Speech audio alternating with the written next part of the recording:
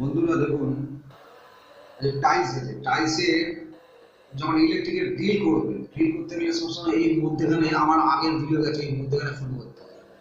ফুটো করে কোনো কিছু রাখবেন। যেমন এখানে আমি একটা কাজ করে দিলাম যে এখানটায় রাখার জন্য আমি ঠিক দেখুন এই মধ্যেখানটায়, এই লাইন বরাবর এই মধ্যেখানে আমি ড্রিল করেছি, যাতে টাইলসটা ভাঙলো না।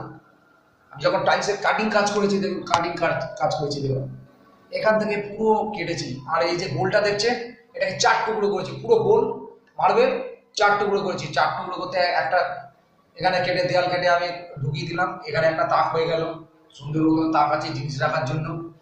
নিচে থাকে ওই সুন্দরভাবে আমি জিনিস করে দিয়ে, দেখুন এই দিক থেকে এই কেটেছি, দেখুন এটাকে গোল করছি, জায়গা নষ্ট হলো না।